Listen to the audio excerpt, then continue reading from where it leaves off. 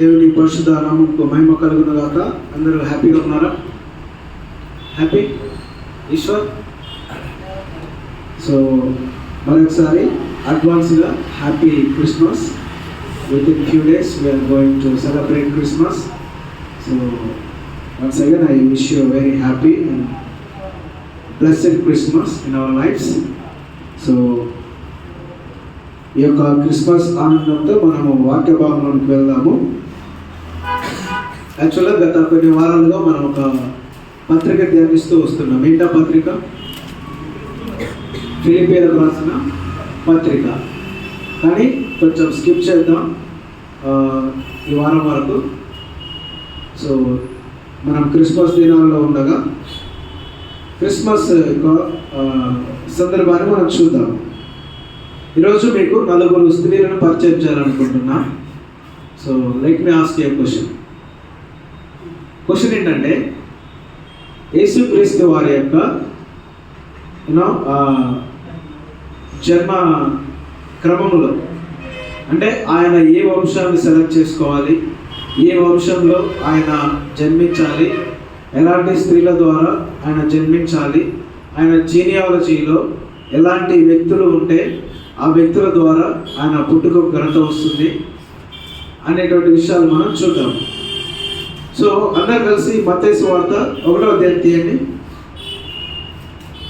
మత్తయి సువార్త 1వ అధ్యాయం. చిన్న బైబిల్లో ఉంటే చిన్న బైబిల్ చూడండి, ఇక్కడ ఉంది. మత్తయి సువార్త 1వ అధ్యాయము.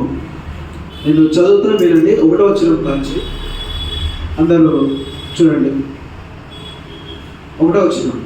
అబ్రహాము కుమారుడగు దావీదు కుమారుడైన యేసుక్రీస్తు వంశావళి. అనగా ఈ వంశావళిలో ఒక 4 స్త్రీలు ఉన్నారు. వాళ్ళని నేను చూపిస్తాను ఈరోజు. 2వ వచనం.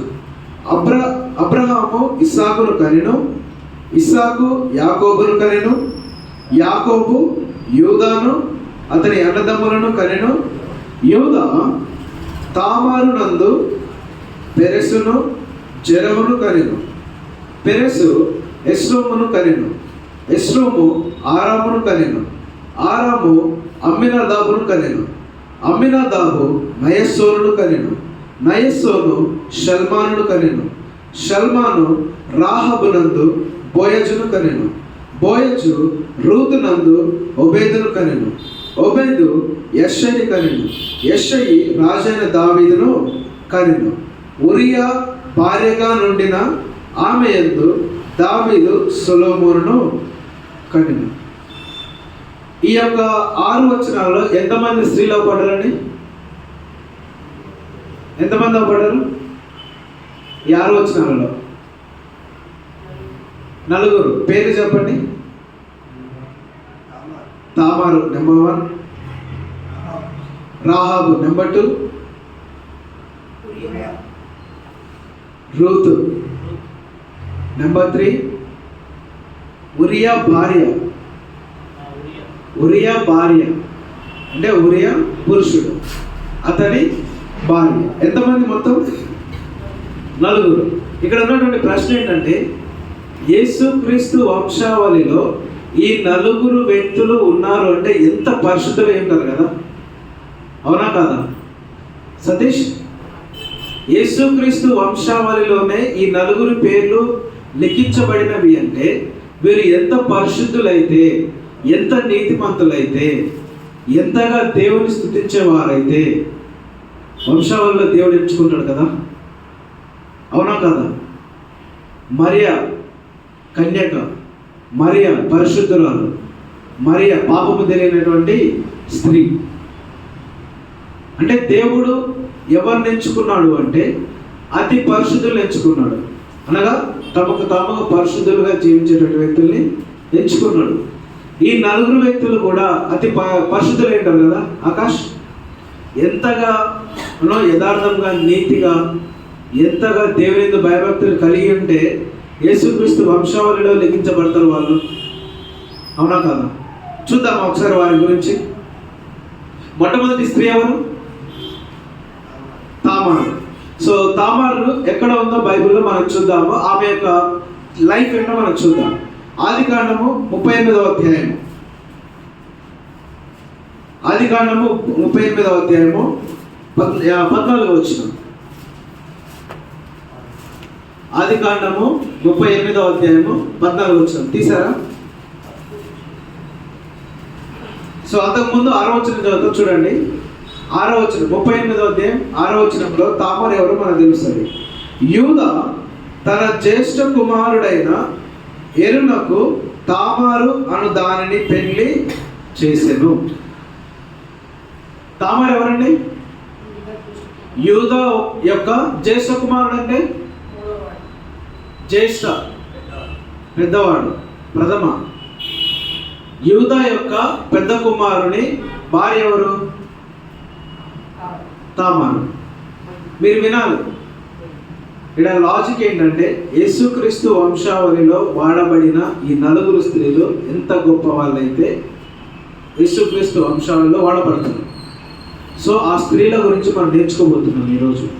మొట్టమొదటి వ్యక్తి ఎవరంటే తామారు. తామారు ఎవరు? యూదా యొక్క జ్యేష్ఠ కుమారుని భార్య. నెక్స్ట్ అదే నేను చూద్దాం. యూదా జ్యేష్ఠ కుమారుడైన ఏరు యెహోవా దృష్టికి చెడ్డవాడు గనుక యెహోవా అతనిని చంపెను. ఏరు భార్య ఎవరు? తామారు. ఇప్పుడు ఏరు యెహోవా దృష్టికి చెడ్డవాడని ఉంటుందా? యెహోవా ఏం చేశాడు? చంపేసింది. ఇప్పుడు తామారు ఎవరు? ఎవరు తామారు? విధవరాలు, భర్త లేనటువంటి స్త్రీ, విధవరాలు. అయితే ఈ తామారు ఏం చేస్తుందో తెలుసా? 14 అప్పుడు షేలా పెద్దవాడైనప్పటికీ తాను అతనికి ఇయ్యబడకుండా చూచి తన వైవిధ్య వస్త్రములను తీసివేసి ముసుగు వేసుకొని శరీరం అంతయు కప్పుకొని తిమ్నాతునకు పోవు మార్గములో నుండి ఏనాయిము ద్వారమున కూర్చుండగా యూదా ఆమెను చూచి ఆమె తన ముఖమును కప్పుకొనినందున వేశ్య అనుకొని ఆ మార్గమున ఆమె దగ్గరకు పోయి ఆమె తన కోడలని తెలియక నీతో పోయేదను రమ్మని చెప్పెను. అందుకు ఆమె నీవు నాతో వచ్చిన ఎడల నాకేమి ఇచ్చదవని అడిగాను. అందుకు అతడు నేను మందలో నుండి మేక పిల్లను పంపేదనని చెప్పినప్పుడు ఆమె అది పంపు వరకు ఏమైనా కుదవ పెట్టిన ఎడలా సరే అని చెప్పాను. అతడు నేను నీ యొద్ద ఏమి కుదవ పెట్టవలనని అడిగినప్పుడు ఆమె నీ ముద్రయు దాని దారమును నీ చేతికర్రయు ఇవ్వమని చెప్పాను. అతడు వాడిని ఆమెకిచ్చి ఆమెతో పోయాను. ఆమె అతని వల్ల గర్భవతి ఆయను. అప్పుడున్నటువంటి సాంప్రదాయం కట్టుబాట్లు ఏంటంటే ఒక ఇంటిలో 4 కుమారులు ఉన్నారనుకో, ఒకవేళ పెద్దవానికి మ్యారేజ్ అయింది, భార్య ఉన్నది, ఒకవేళ పిల్లలు కాకముందే పెద్దవాడు చనిపోతే ఈ రెండో వ్యక్తి ఉంటాడు కదా, ఆ రెండో వ్యక్తి తన ధర్మమును జరిగించి పెద్దవానికి సంతానం కలగజేయాలి. ఒకవేళ అదే క్రమంలో ఈ రెండోవాడు చనిపోతే మూడోవాడు ధర్మం జరిగించాలి. సో ఆ రకముగా ఇప్పుడు తామారు యొక్క భర్త చనిపోయినప్పుడు ఇంకొక రెండవ కుమారుడు ఉంటాడు కదా, రెండవ కుమారుని కూడా ఈ యొక్క తామారు దగ్గరికి పంపించిండు. అయితే రెండవ కుమారుడు ఏం చేసిండు తర్వాత మీరు జరిగించవచ్చు. ఇది 8వ వచనంలో అప్పుడు యూదా ఓనానుతో నీ అన్న భార్య వద్దకు వెళ్ళి మరిది ధర్మము జరిగించి నీ అన్నకు సంతానము కలగజేయమని చెప్పాను. ఓనాను ఆ సంతానము తనది కానేదని ఎరిగి ఆమెతో పోయినప్పుడు తన అన్నకు సంతానము కలగజేయకుండానట్లు తన రేతస్సు నేలను విడిచాను. అంటే ఓనాను ఏం చేస్తున్నాడు? నా వల్ల నా అన్నకు నేను ఎందుకు సంతానం ఇవ్వాలి? ఈర్ష్యపడి ఏం చేస్తున్నాడు? సంతానం కలగకుండా చేసినాడు. అది దేవుడు చూసినప్పుడు యెహోవా దృష్టికి చెడ్డదాయని కనుక ఓనాను కూడా దేవుడు చంపేస్తున్నాడు. ఇది చూసి మామ ఏం చేసిండు? యూదా ఈమె ఇక్కడ ఉంటే ఇలాగే నా కుమారుడు చనిపోతానేమో అని చెప్పి ఆమెను తల్లిగారింటికి పంపేసిండు. నా కుమారుడు చిన్న కుమారుడు ఇంకా ఉన్నాడు, పెద్దవాడైనాక నీకు ఇస్తామా అని చెప్పి పంపేసిండు. మనోడు పెద్దవాడైనా సరే ఇవ్వట్లేదు. ఎందుకు అంటే మరలా పోతే ఈమె దగ్గరికి పోతే నా కుమారుడు చనిపోతాడేమో అని భయంతో పంపలే. పంపనప్పుడు ఈ విషయం పెద్దవాడని తెలిసి కూడా పంపట్లేదని తెలిసి తామారు ఏం చేసింది, ఆమె వైదవ్య వస్త్రం అంటే కామన్గా విధవరాలు ఏ వస్త్రం వేసుకుంటారు, తెల్లదు శారీ కట్టుకుంటారు కదా, అది తీసేసి ఒక వేషలాగా తయారయ్యి ఆమె తన మామగారు ఏ మార్గంలో అయితే పోతున్నాడో ఆ మార్గంలో ఆమె కూర్చొని అతనికి కనబడేలాగా ఉండి, ఆ తర్వాత ఆ మామ ఆమెను చూసి, అప్పటికి మామ భార్య చనిపోతుంది. మీరు కింద వచ్చి చదవండి. మామ భార్య చనిపోయి అతడు కూడా ఒంటరిగా ఉంటాడు. అలాంటి సందర్భంలో తామారు ఏం చేస్తుందంటే ఆ మార్గంలో ఉండి మామ ద్వారా తను గర్భవతి అవుతుంది. అర్థమవుతుందా? తామారు లైఫ్. ఇప్పుడు చెప్పండి, తామారు మంచిదా కాదు? తామారు తన మామతో గర్భము ధరించింది, మంచిదా కాదు? చెప్పండి బ్రదర్స్.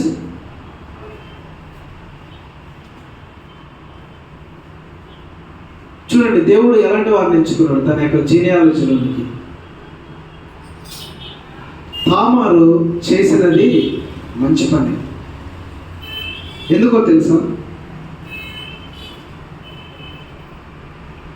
తను అనుకుంటే బయట వ్యక్తులకు వెళ్ళి తను పాపం చేయొచ్చు.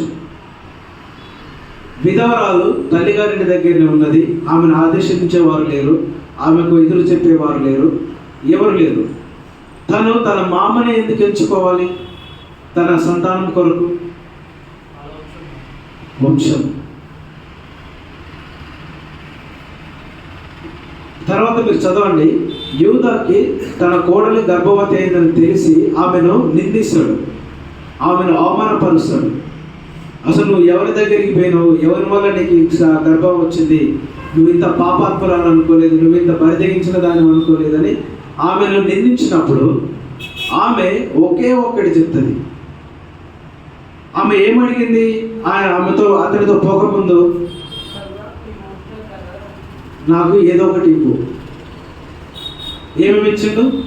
ముద్ర, కర్ర, ఇంకోటి తారం. 10 సంవత్సరాలు మీరు చూస్తారు. ఎప్పుడైతే మామ తనను నిందించి అవమానపరిచి 10 మందిలో పెట్టినప్పుడు ఆమె ఇగో ఈ వ్యక్తి ద్వారా నేను గర్భం ధరించానని ఆ 3 బయట పెడుతుంది. ఎవరు? యూదావు. నోరు మూసుకొని యూదా ఒక్క మాట అన్నాడు, నీవు నిజముగా నీతిమంతురాలవు. నీవు నిజముగా. ఆమె పాపము కొరకు రాలే, తన శరీర కోరికలు తీర్చుకోవడానికి రాలే, తన మామ యొక్క సంతానము వంశావళి నిలబడడానికి ఆమె ప్రయత్నించింది. ఈ వంశము నాతోటి ఆగిపోవద్దు, ఈ వంశము నాతో పాటుగా రావాలి అని చెప్పి ఆ తామారుకు పుట్టినటువంటి మనం మత్తయి సువార్తలో చదివాము కదా, జీనియాలజీ, యేసుక్రీస్తు వారి యొక్క జన్మము వచ్చింది. ఈరోజు దేవుడు ఏం చెప్తున్నాడు తెలుసా? మన దృష్టికి అది పాపమే, కానీ యెహోవా దృష్టికి ఆమె నీతిమంతురాలుగా ఎంచబడింది. అందుకే దేవుడు ఆమెను ఎంచుకున్నాడు. ఈ జీనియాలజీలో నుంచి, ఈమె గర్భములో నుండి పుట్టిన కుమారుల వంశంలో నుండి నేను జన్మించాలని దేవుడు తీర్మానము తీసుకున్నాడు. ఈమె నిజముగా నీతిమంతురాలు. అందుకే మనం బైబిల్ చదివేటప్పుడు వక్రీకరిస్తారు కొంతమంది, ఇదిగో మీ బైబిల్ ఇలాంటిది అని. వాక్యాన్ని అర్థం చేసుకుంటూ చదవాలి. ఈరోజు మీరు కూడా ఎందుకు నేర్చుకుంటున్నారు అంటే, మొట్టమొదటిగా మనం చూసినప్పుడు మనకు తప్పు అనిపించింది, కానీ వాక్యం లోతులలోనికి వెళ్ళినప్పుడు సత్యమేంటో మనకు అర్థమవుతుంది. ఆమె అనుకుంటే బయట వాళ్ళ దగ్గరికి వెళ్ళొచ్చు, ఆమె ఊర్లో పాపం చేయొచ్చు, వ్యక్తులతో పాపం చేయొచ్చు, ఆమె ఎవరు అనుకుంటే వాళ్ళతో పాపం చేయొచ్చు, కానీ ఆమె ఆ ఉద్దేశం లేదు. పాపం అనే ఉద్దేశం లేదు, సంతానం నిలబడాలి. అందుకే తల వంచుకొని అన్న చనిపోయినప్పుడు 2వ కుమారుని పంపించినప్పుడు అతనికి తల వచ్చింది, 3వ కుమారునికి తల వచ్చింది. పంపించలేమని చూసింది కానీ పంపించలే. అందుకోసమని తను ఒక డేరింగ్ స్టెప్ తీసుకొని తన మామతో గర్భము దాల్చింది. ఆమె కాదా నీతిమంతురాలు? ఈరోజు దేవుని వాక్యం చదివిస్తుంది. వాక్యాన్ని క్లియర్గా అర్థం చేసుకొని మనము బోధించాలి, వినాలి, చెప్పాలి. ఒక లైన్ చదివి వాక్యాన్ని ఇది తప్పు అనడానికి లేదు. ఈరోజు మనం కూడా నేర్చుకోవాలి. ఈ విషయంలో ఎవరైనా మీ దగ్గరికి వచ్చి మీ బైబిల్లో ఇది తప్పు, ఇదిగో తన కోడలే మామతో పడుకుంది, తన కోడలే మామతో గర్భం ధరించింది అంటే మీరు దాన్ని వివరించగలిగే స్థితిలో మీరు ఉండాలా. దాన్ని చూసి నిజమే కదా, ఇదేది బైబిల్ ఎట్లా ఉందని చెప్పి మీరు కూడా మీ విశ్వాసాన్ని దిగజార్చుకునే స్థితిలో మీరు ఉండొద్దు. ప్రతి దానికి సమయం ఉంటుంది, సందర్భం ఉంటుంది, ఆచారాలు ఉంటాయి, వ్యవహారాలు ఉంటాయి. యూదులకు అనేక కట్టుబాట్లు ఉంటాయి. ఇప్పటికీ కొన్ని కమ్యూనిటీస్లో మనం చూస్తాం, అన్న చనిపోతే మరిది తన ధర్మం జరిగిస్తాడు. అవునా కాదా? కొన్ని కమ్యూనిటీస్లో ఉంటాయి, ఇప్పటికీ ఉంటాయి. Still they are existing. మనం నేర్చుకోవాలి, ఇది తప్పు కాదు. ఆమె తన నీతిని బయలుపరిచింది, తన మామే తను ఒప్పుకుంటే. ఎప్పుడైతే దారము, కర్ర, ఇంకోటి ఏంటి వస్త్రం ముద్ర చూసినప్పుడు నీవు నిజముగా నీతిమంతురాలు, ఏ తప్పిదము చేయలే, ఏ పాపము చేయలేదని ఒప్పుకుంటాడు. తామారు అంటే ఆమె. రెండో వ్యక్తిని చూద్దాం. రెండో వ్యక్తి ఎవరు?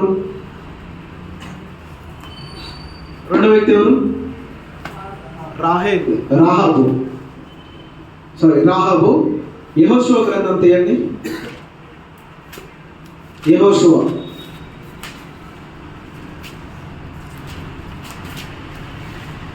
Page number 177. రాహాబు, యెహోషువ గ్రంథము 2వ అధ్యాయం 177 పేజ్ నంబర్. తీసారా? చదువుతున్నా వినండి. 1వ వచనము. నూను కుమారుడైన యెహోషువ వేగుల వారైన 2 మనుషులను పిలిపించి, మీరు పోయి ఆ దేశమును, ముఖ్యముగా యెరికోను చూడుడని వారితో చెప్పి షిత్తీము వద్ద నుండి వారిని రహస్యముగా పంపెను. వారు వెళ్ళి రాహాబు నొక వేశ్య ఇంట దిగిరి. రాహాబు ఎవరండి? పరిశుద్ధురాలా, నీతిమంతురాలా? బ్రదర్స్, రాహాబు ఎవరు? వేశ్య. వేశ్య అంటే వ్యభిచారము చేసేటువంటి స్త్రీ. దేవుడు ఎవరిని ఎంచుకున్నాడు? తన జీనియాలజీలోనికి. రాహాబు పరిశుద్ధురాలా? బ్రదర్స్, రాహాబు నీతిమంతురాలా? రాహాబు అందరితో మంచిగా ఉండే వ్యక్తి కాదు. రాహాబు ఎవరు? ఒక వేశ్య. కానీ దేవుడు ఎందుకు ఎంచుకున్నాడు తెలుసా వేశ్యని? దేవుడు ఎందుకు ఎంచుకున్నాడు తెలుసా వేశ్యని? పాపము చేసే స్త్రీని ఎందుకు దేవుడు ఎంచుకున్నాడు తెలుసా?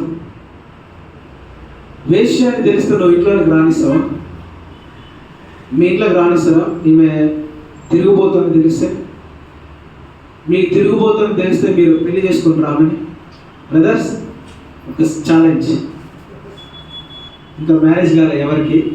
ఒకవేళ ఒక స్త్రీ ఉంది, ఆమె ప్రాస్టిట్యూట్, వ్యభిచారి అని మీకు తెలిసింది, వచ్చి నేను అడిగింది నేను పెళ్లి చేసుకుంటా అని, నువ్వు చేసుకుంటావా? ఎందుకు చేసుకోవు? వ్యభిచారి కాబట్టి. చూడండి, మనం ఒక వ్యభిచారిని పెళ్లి చేసుకోవడానికి కాదు, మన ఇంట్లోకి రానియడానికి మనం ఇష్టపడం. అలాంటిది ఆ వ్యభిచారి ఇంట్లో నుండి, తన జీనియాలజీలో నుండి దేవుడు రావడానికి సిద్ధపడ్డాడు. ఏమై ఉంటుంది చెప్ప? ఏమై ఉంటుంది? కారణం ఏమై ఉంటుంది? కారణం ఏమై ఉంటుంది? దేవుడు తను పుట్టడానికి, ఈ లోకంలోనికి రావడానికి ఒక పాపపు స్త్రీని ఎంచుకున్నాడు. కారణం ఏంటో తెలుసా? చూడండి 9వ వచనం, 2వ అధ్యాయం 9వ వచనం. యెహోవా ఈ దేశమును మీకిచ్చుచున్నాడనియు, మీ వలన మాకు భయము పుట్టుననియు, మీ భయము వలన ఈ దేశ నివాసులందరికీ ధైర్యము చెడుననియు నేను ఎరుగుదును. ఎవరు చెప్తున్నారు ఈ మాట? రాహాబు ఎవరైతే వేగు చూడడానికి స్పైస్ అంటే ఆ దేశాన్ని ఆ ఊరిని ముందుగా పరిశీలించి దాని మొత్తం ఆ స్థితిగతులన్నీ తెలుసుకొని ఆ తర్వాత అక్కడికి వెళ్ళి స్కెచ్ చేసుకొని వచ్చి అటాక్ చేస్తారు. స్పైస్ వేగుల వారు వచ్చి రాహాబు ఇంట దిగినప్పుడు రాహాబు ఏం చేసిందో తెలుసా? ఆ రాజ్యానికి సైనికులకు తెలుస్తుంది, పలానా దేశం నుండి మన దేశానికి వేగులు చూడడానికి వచ్చారు, వారు ఇక్కడనే ఉన్నారు అని చెప్పి వారు ఏం చేస్తారంటే ఆ సైనికులు రాహాబు ఇంటికి వచ్చి అడుగుతారు రాహాబుని, ఇగో పలానా దేశం నుండి యూదుల్లో నుండి ఎవరైనా వచ్చినారా, ఇగో ఇద్దరు వచ్చారంట, మాకు సమాచారం వచ్చింది, మీ ఇంటికే వచ్చారంట, ఎవరైనా వచ్చారా అని అడుగుతారు. అడిగినప్పుడు రాహాబు ఏం చేస్తుందో తెలుసా? తన ప్రాణాలను తెగించి ఆ ఇద్దరిని మేడ మీద ఉన్నటువంటి ఆ యొక్క స్థలంలో దాచిపెట్టి కిందికి వచ్చి ఈ సైనికులకి, ఇదిగో వారు వచ్చిన మాట నిజమే, కానీ ఇప్పుడే బయటకు వెళ్ళిపోయారు, ఈ మార్గం వెళ్ళిపోయారు, మీరు త్వరగా వెళ్తే వాళ్ళని పట్టుకుంటారని దారి తప్పించారు. తన సొంత దేశ సైనికులనే దారి తప్పించింది ఆమె. ఎందుకొరకు? దేవుని బిడ్డల్ని కాపాడడానికి. ఎందుకో తెలుసా? ఇగో ఈ మాట, యెహోవా ఈ దేశమును మీకు ఇచ్చునని, ఈ దేశంలో మీ వలన మాకు భయము పుట్టునని, మీ భయము వలన దేశ నివాసులందరూ ధైర్యం చెడునని నాకు తెలుసును. ఆమె ఎందుకు వేగుల వారిని దాచిపెట్టింది అంటే, ఈ వేగుల వారు ఎవరు? యెహోవా దేవుని మనుషులు. నీ దేవుని గురించి మాకు తెలుసు, ఐగుప్తులో వచ్చిన తెగుల గురించి నేను విన్నా, ఐగుప్తు దేశంలో నీ దేవుడు చేసిన మహాకార్యం గురించి విన్నా, ఖచ్చితంగా ఈ రాజ్యమును కూడా నీ దేవుడు, ఎరుకో పట్టణాన్ని కూడా నీ యెహోవా దేవుడు కొల్లగొట్టబోతున్నాడు, నాశనం చేయబోతున్నాడు అని నాకు తెలుసు. అంటే ఆమె ఎవరికి భయపడింది? ఎవరికి భయపడింది? యెహోవాకి భయపడింది. ఒక అన్యురాలు, ఒక వేశ్య, దేవుని ఎరగనటువంటి వ్యక్తి ఎవరికి భయపడింది? యెహోవాకు భయపడి తన దేశ సైనికులను సైతం దారి మళ్లించి వీరికి ఆశ్రయం ఇచ్చింది, వీరిని రక్షించి కాపాడి బయటికి పంపించింది. ఈమె కాదా నీతిమంతురాలు? ఈమె కాదా భక్తిపరాలు? వేశ్య అయినప్పటికీ దేవుని యందు భయము భక్తి కలిగినటువంటి వ్యక్తి. దేవుడు అంటే భయము చేత గుండెలు చెదిరిపోయినటువంటి వ్యక్తి. ఆ భయమును దేవుడు చూశాడు. రాహాబును రక్షించుకున్నాడు. తర్వాత తన జీవితాన్ని విడిచిపెట్టి దేవుని కొరకు నిలబడి. అంటే ఇక్కడ మనం గమనించాల్సిన విషయం ఏంటంటే, మొదట మన జీవితం పాపంతో స్టార్ట్ అయినా నీవు దేవుని యందు భయభక్తులు కలిగి ఆయన త్రోవలో నడవడానికి సిద్ధంగా ఉంటే తుదకు నీ గమ్యం ఎక్కడ ఉంటుంది? ఒక వేశ్య పేరు ఎక్కడ రాయబడింది? పరిశుద్ధ గ్రంథంలో. అపరిశుద్ధురాలి పవిత్రురాలు కానటువంటి వేశ్య పేరు పరిశుద్ధుడైనటువంటి పరమ తండ్రి అయినటువంటి తన ప్రియకుమారుడైన యేసుక్రీస్తు రావడానికి ఏర్పరచుకున్న వంశావళిలో పేరు రాయబడింది. అనేక మంది పేర్లు ఉన్నాయి కదా, షారా ఉన్నారు, రాహేల్ ఉన్నారు, లేయా ఉన్నారు, అనేకులు ఉన్నారు, గొప్ప గొప్ప వ్యక్తులు ఉన్నారు. వారి పేర్లు రాయబడలేదు ఇక్కడ. అబ్రహాము కుమారుడైన, దావీదు కుమారుడైన యేసుక్రీస్తు వంశావళి. తామారు మామతో గర్భం ధరించింది. రాహాబు వేశ్య. వేశ్యల పేర్లు బైబిల్లో రాయబడ్డాయి. ఎందుకో తెలుసా? వారు వేశ్యగా పుట్టినందుకు కాదు, వేశ్యగా ఉన్నందుకు కాదు, దాన్ని విడచి దేవునికి భయపడి పాపాన్ని వదిలిపెట్టి దేవుని కొరకు నిలబడ్డందుకు. ఈరోజు దేవుడు మనతో చెప్తున్న మాట ఏంటో తెలుసా? నీవు మొదటిగా ఎలాంటి పాప స్థితిలో ఉన్నానో, మనం ఎలాంటి పాపం చేసినానో, ఎలాగో తెలిసిలేక మనం బ్రతికినానో, నీవు దేవుని భయం ఉంటే, దేవుని కొరకు నిలబడితే నీ పేరు కూడా జీవ గ్రంథంలో రాయబడుతుంది అనడానికి ఇది ఒక సాక్ష్యం, ఇది ఒక రుజువు.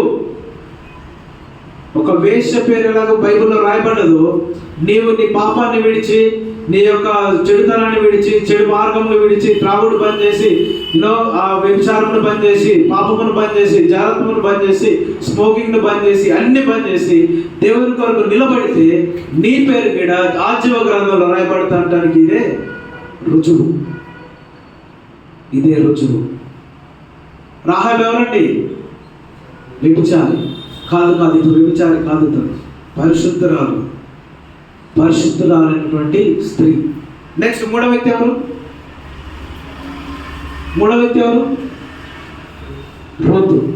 రూతు గ్రంథం తీయండి, 1వ అధ్యాయము.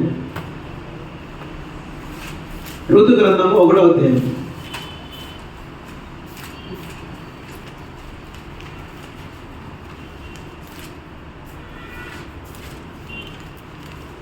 తీసారా?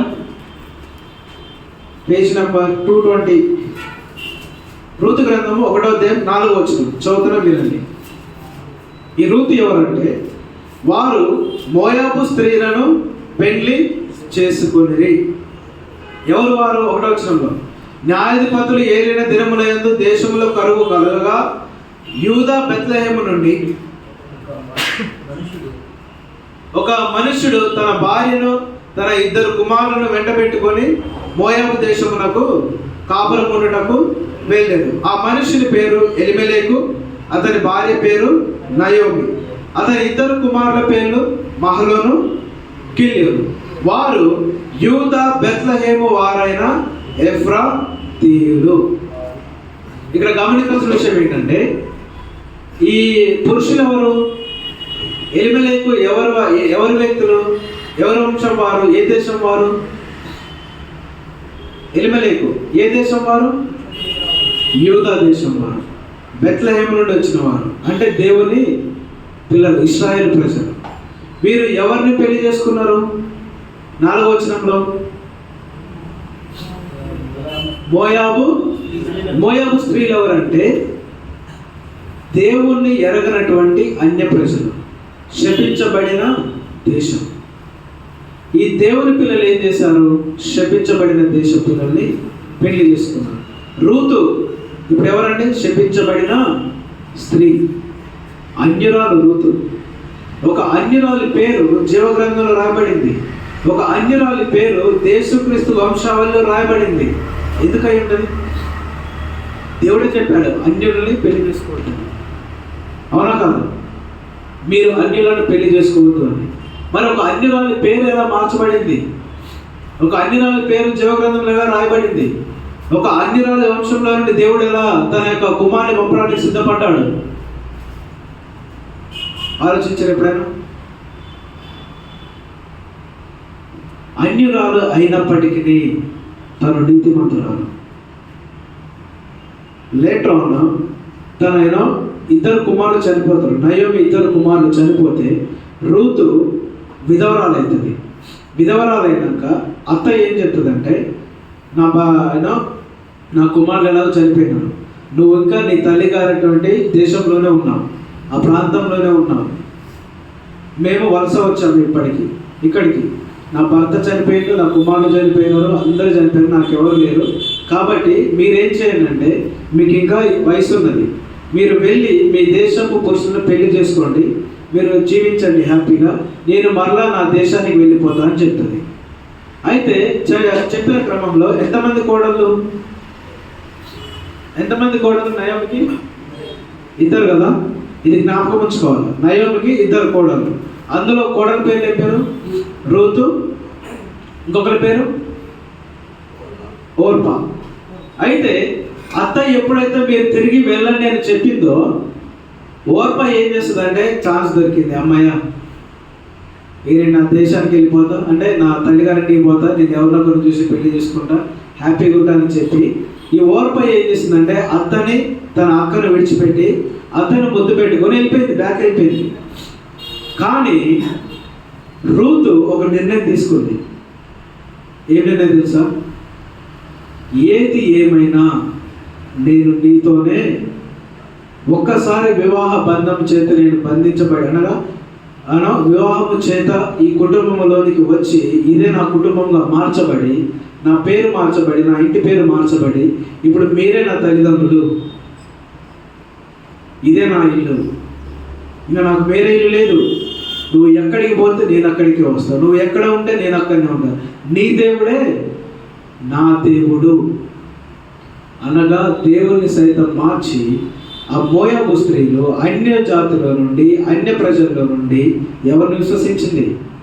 యెహోవా దేవుణ్ణి విశ్వసించి ఆ శపించబడిన మోయాబు దేశంలో నుండి ఎక్కడికి వచ్చింది?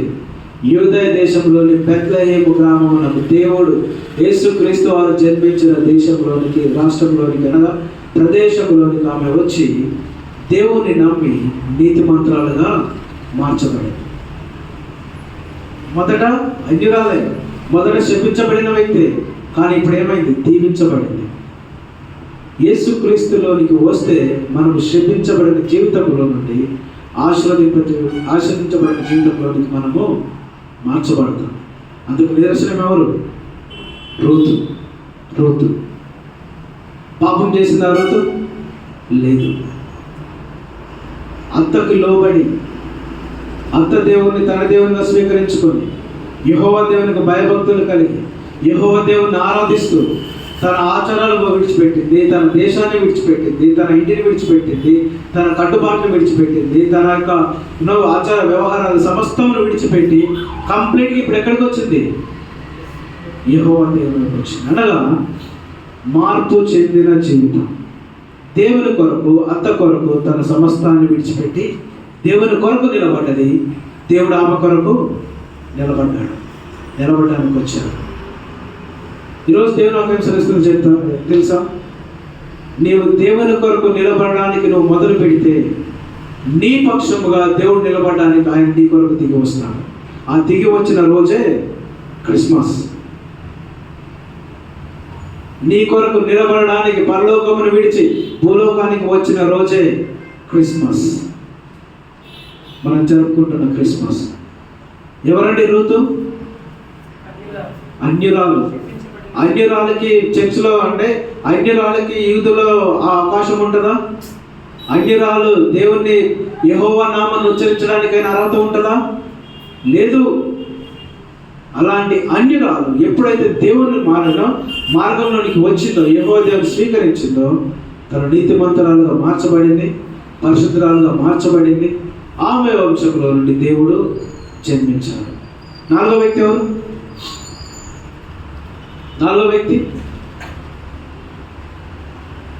మత్తయి సువార్తలో చూశారు. నాలుగో వ్యక్తి ఎవరు? ఉరియా యొక్క భార్య. ఎవరో చూద్దామా? 2వ సమూయేలు గ్రంథం 11వ అధ్యాయం, పేజ్ నంబర్ 260, 260. ఉరియా భార్య, ఆమె పేరేం పేరు చూద్దాం. 11వ అధ్యాయము 3వ వచనం.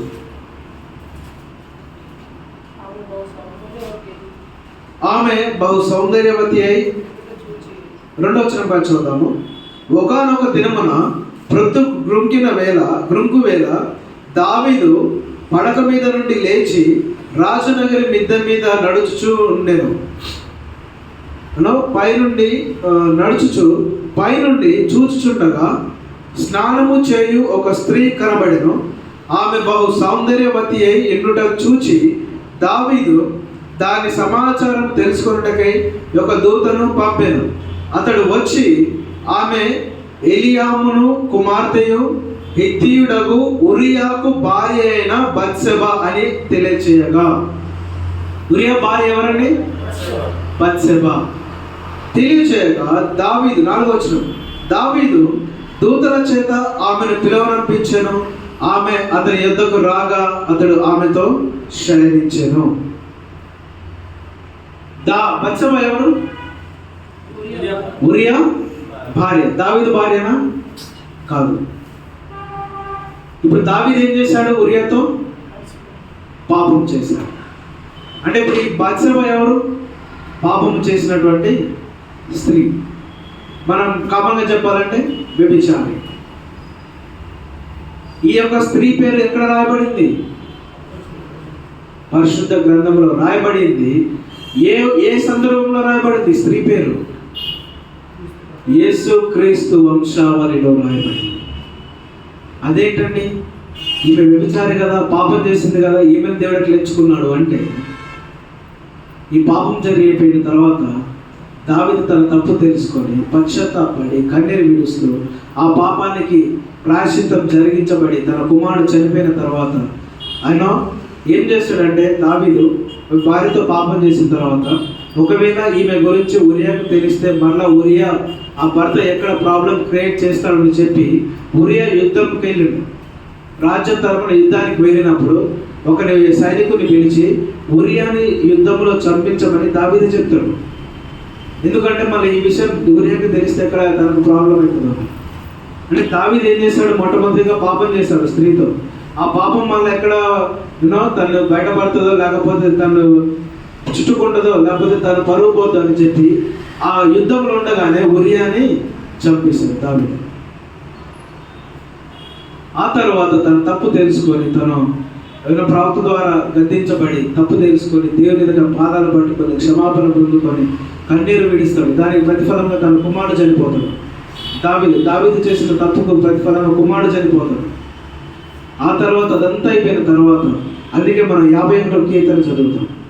అదంతా అయిపోయిన తర్వాత ఈ దావీదు ఏం చేశాడంటే, ఉరియా భార్య అయినటువంటి బత్షెబాను తన భార్యగా స్వీకరిస్తాడు.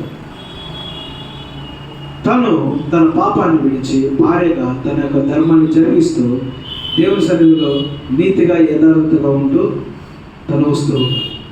అందుకే చూడండి, ఇక్కడ ఆ పరిశుద్ధ గ్రంథంలో ఏమని రాయబడింది? ఆమె పేరుగా రాయబడిందా? రాయబడలే. ఎవరు భార్యగా మెన్షన్ చేయబడింది? ఉరియా భార్య. దావీదు భార్యగా కూడా కాదు, ఉరియా భార్య. అసలు భర్త ఎవరు? నిజమైన భర్త ఎవరు? ఉరియా భార్య అయినటువంటి బత్షెబ ద్వారా, తన వంశావళి ద్వారా యేసుక్రీస్తు వారు జన్మించారు. ఆ బత్షెబ కుమారుడు ఎవరండి? ఎవరు? చదవండి ఒకసారి. బత్షెబ కుమారుడు ఎవరండి? సొలొమోను మహారాజు. సొలొమోను జ్ఞాని, సామెతలు రాసినటువంటి జ్ఞాని, లోకములోనే మహా గొప్ప ప్రజ్ఞావంతుడిగా జ్ఞానవంతుడిగా పేరు పొందిన వ్యక్తి ఎవరు? సొలొమోను. హైలైట్ ఏంటో తెలుసా? మొట్టమొదటి దేవాలయమును యెరూషలేములో కట్టించిన వ్యక్తి ఎవరు? సొలొమోను మహారాజు. ఆ సొలొమోను తల్లి ఎవరు? ఉరియా భార్య, ఒక పాపము చేసిన స్త్రీ. చూడండి, 4 వ్యక్తులను చూసాము. 4 వ్యక్తుల్లో కూడా మొదట వారి జీవితం ఎలా ఉంది? తామారు తన నీతిమంతురాలు, పాపము చేసినప్పటికీ నీతిమంతురాలు ఎంచబడింది. నెక్స్ట్ రూతు, అన్యురాలు, శపించబడిన దేశం నుండి వచ్చిన వ్యక్తి, శపించబడిన వ్యక్తి అయినప్పటికీ యెహోవా దేవుడిని ఎప్పుడైతే స్వీకరించిందో తను నీతిమంతురాలు ఎంచబడింది, జీవగ్రంథంలో రాయబడింది. మూడో వ్యక్తి ఎవరు? మూడో వ్యక్తి రాహాబు. రాహాబు ఎవరు? వేశ్య. వేశ్య అయినప్పటికీ యెహోవా భయము తనలో ఉన్నది. దేవునికి భయపడి దేవుని పిల్లలను దాచింది. తన సైనికులకు అబద్ధం చెప్పి వీరిని బ్రతికించింది. ఆ భయము చేత దేవుడు ఆమెను ఆశీర్వదించాడు, ఆమెను ఎంచుకున్నాడు. 4వదిగా బత్షెబ, ఉరియా భార్య.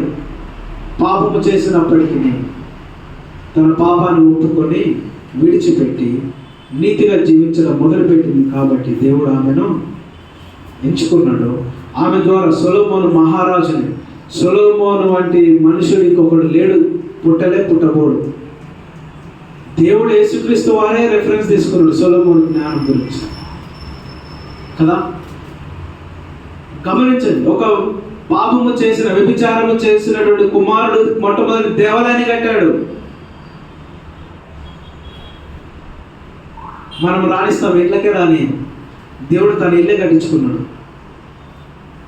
నేను పాపులను పిలవచ్చుని కానీ నీతిమంతులను పిలవా రాలేదంటున్నాడు యేసుక్రీస్తు వారు. నశించిన దానిని తిరిగి రక్షించటకు, వెతికి రక్షించటకు మనుష్య కుమారుడు లోకానికి వచ్చాడు. ఈరోజు దేవుడు ఏం చెప్తున్నా తెలుసా? యవనస్తులారా, మొదట మీ స్థితి ఎలాగున్నానో మనలో కొంతమంది అన్య కుటుంబంలో వచ్చి ఉండవచ్చు, రూతులాగా. మనలో కొంతమంది దేవుణ్ణి తెలవకుండా అన్య ఆచారాలు పాటిస్తూ అన్య వ్యవహారాలు జరిగిస్తూ క్షమించబడినటువంటి జీవితంలో నుండి వచ్చి ఉండొచ్చు దేవుని సన్నిధికి. మనలో కొంతమంది యవన కాలంలో పాపము చేసి వ్యభిచారత్వం చేత మనం పడిపోయి, లేదా మత్తుకు బానిసలమైపోయి, మద్యానికి బానిసలమైపోయి, తిరుగుడుకు బానిసలమైపోయి, అనేకమైన వ్యవహారాల్లో మనం ఇన్వాల్వ్ అయ్యి పాపంలో బ్రతుకుతూ చర్చకు వచ్చి ఉండొచ్చు, ఒక రాహాబు లాగా. అదే రీతిలో ఒక రూతు లాగా మనం అన్యులమైనప్పటికీ, రాహాబులాగా వేశ్యులమైనప్పటికీ, తామారులాగా పాపము చేసినప్పటికీ, బత్సెబలాగా వ్యభిచారము చేత పాపము చేసినప్పటికీ, ఈరోజు దేవుడు నీకు ఇంకా ఒక అవకాశం ఇస్తున్నాడు. వారందరిలో కామన్ పాయింట్ ఏంటంటే పాపం. కానీ వారందరిలో ఉన్న కామన్ పాయింట్ తెలుసా? వారిలో భయము, భక్తి ఉంది. మొదటగా పాపముతో స్టార్ట్ చేసినప్పటికీ దేవుణ్ణి తెలుసుకొని ఆ పాపాన్ని విడిచిపెట్టి నీతిమంతులుగా మార్చబడ్డారు. ఈరోజు దేవుడు కూడా నీతో చెప్తున్నాడు, ఒకవేళ నువ్వు ఎలాంటి పాపంలో బ్రతుకుతున్నావో నీకు తెలుసు, నీ హృదయానికి మాత్రమే తెలుసు. అయినప్పటికీ నీ పాపాన్ని ఒప్పుకొని ఆయన సన్నిధిలో నువ్వు మోకరించి ప్రార్థించి నీ పాపాలు ఒప్పుకొని ప్రభువాలను క్షమించవని అడిగితే నిన్ను నీతిమంతునిగా చేసి, నిన్ను యథార్థవంతునిగా చేసి, నిన్ను భయభక్తులు గలవానిగా చేసి, నీ పేరును ఎక్కడ రాయడానికి ఆయన సిద్ధంగా ఉన్నాడు? పరలోక రాజ్యములో జీవ గ్రంథములో ఈశ్వర్, శివ, సతీష్, ప్రదీప్, ఆకాష్, గణేష్, ఇంకా ఈ బ్రదర్ పాల్, ఈ రకంగా మీ పేర్లు రాయడానికి దేవుడు సిద్ధముగా ఉన్నాడు. మీ పేర్లు జీవ గ్రంథంలో రాయడానికి దేవుడు సిద్ధముగా ఉన్నాడు. మరి మనం చేయాల్సిన పని ఏంటి? మనం ఏం చేయాలి బ్రదర్స్? ఏం చేయాలా? మనం అదే స్థితిలో కంటిన్యూ అవ్వాలా? అదే స్థితిలో వెళ్ళిపోవాలా? అలాగనే ఉందామా? లేదు. దేవుడు ఈరోజు నీకు అవకాశం ఇస్తూ ఉన్నాడు. ఈ క్రిస్మస్ సందర్భంగా దేవుడు నీకు అవకాశం ఇస్తూ ఉన్నాడు. నీవు గనక ఆ యొక్క రాహాబు వలె దేవుని భయం నీలో ఉంచుకొని, వామ్మో దేవుడి గురించి నాకు తెలుసు, యెహోవా దేవుడు ఎవరు నాకు తెలుసు, ఆయన శక్తి ఏంటో నాకు తెలుసు, ఆయన నశింప చేయగలడు, ఆయన దీవించగలడు, ఆయన లేకపోతే నరకానికి వెళ్తారు, ఆయన ఉంటే పరలోక రాజ్యానికి వెళ్తారని నీకు భయం ఉంటే ఈరోజు దేవుడు నీతిమంతులు తెచ్చని సిద్ధంగా ఉన్నాడు. తామారు వలె పాపము చేసినప్పటికీ నీతిగా నువ్వు ఉండగలిగితే నీ నీతిని బట్టి దేవుడు నిన్ను పరలోక రాజ్యానికి నడిపిస్తాడు. కానీ ఆ నీతిని మనముగా పొందుకోలేము. నువ్వు నీతిమంతులుగా తీర్చబడాలి అంటే కల్వరిశిల వైపు చూడాల్సిందే. నువ్వు నీతిమంతునిగా తీర్చబడాలి అంటే నీ కొరకు ప్రాణం పెట్టిన యేసుక్రీస్తు వైపు నువ్వు చూడాల్సిందే. ఆయన ఎదురు నువ్వు మోకరిల్లాల్సిందే, ఆయన ఒప్పుకోవాల్సిందే, ఆయన నీ హృదయంలోనికి చేర్చుకోవాల్సిందే. ఈరోజు దేవుడు నీతో చెప్తూ ఉన్నాడు, ఎంతకాలం మీరు బ్రతుకుతారండి? మనం మందిరానికి వస్తున్నాం, పరిచర్య జరిగిస్తూ ఉన్నాం, పనులు చేస్తూ ఉన్నాం, పాటలు పాడుతూ ఉన్నాం, వాయిద్యములు కొడుతూ ఉన్నాం, మనము అన్ని రకాలుగా పరిచయంలో ఉన్నాం. ఈరోజు నువ్వు చనిపోతే నువ్వు పరలోక రాజ్యం పోతావా బ్రదర్స్? ఈరోజు నువ్వు చనిపోతే పరలోక రాజ్యం పోతావా? వెళ్తావా? ఆ నమ్మకం ఉందా? వెళ్ళవు. ఎందుకో తెలుసా? మేబీ ఇంకా మనలో కొంతమంది ఇంకాను మన పాపాన్ని ఒప్పుకోలేదేమో, ఇంకాను మన పాపాన్ని విడిచిపెట్టలేదేమో, ఇంకాను అదే పాపంలో బ్రతుకుతూ యేసుక్రీస్తుని సొంత రక్షకుడిగా అంగీకరించలేదేమో. ఒకవేళ సడన్గా యాక్సిడెంట్ అయితే నీ పరిస్థితి, సడన్గా ఏదైనా రోగం వస్తే నీ పరిస్థితి, ఒకవేళ ఈ దినం నువ్వు చనిపోతే నీ పరిస్థితి. మనం ఇంతగా బట్టలు పంచినా, ఇంతగా దుప్పట్లు పంచినా, ఆహారం పంచినా, భోజనం పంచినా, పరిచర్య చేసినా, పాటలు పాడినా, ఎక్కడికి వెళ్ళినా వ్యర్థం. ఇవన్నీ మనల్ని పరలోక రాజ్యం తీసుకెళ్ళలేవు. ఏం చేయాలి మరి? మోకరించి నీవు దేవుని ఎదుట నీ పాప క్షమాపణ పొందుకోవాలి. మోకరించి యేసుక్రీస్తుని నీ సొంత రక్షకునిగా అంగీకరించాలి. మోకరించి నా పాపాల కొరకు యేసుక్రీస్తు వారు ఈ భూలోకంలో పుట్టాడు, నా పాపాల నిమిత్తమే యేసుక్రీస్తు వారు ఆ కల్వరి శిలువలో మరణించాడు, నా పాపాలన్నిటినీ తన యొక్క శిలువలో వాటన్నిటినీ సమాధి చేసి తన రక్తంతో నన్ను కడిగి నీతిమంతునిగా తీర్చి ఆ సమాధిలో నుండి 3వ దినమున ఎలాగైతే తిరిగి లేచి పునరుద్ధానుడయ్యారు, అలాగనే నన్ను కూడా మరణము నుండి లేపి ఆ 2వ రాకడలో నన్ను తీసుకుపోతూ ఉన్నాడు. పరలోక రాజ్యానికి నన్ను తనతో ఆయనే స్వయముగా వచ్చి నన్ను తీసుకుపోతూ ఉన్నాడు అని నీవు నమ్ముతావో అప్పుడు నువ్వు రక్షించబడతావు. మోకరించుదామా, ప్రార్థించుదామా కొన్ని నిమిషములు. సహోదరుడా, నీకు నువ్వు ప్రార్థించుకో.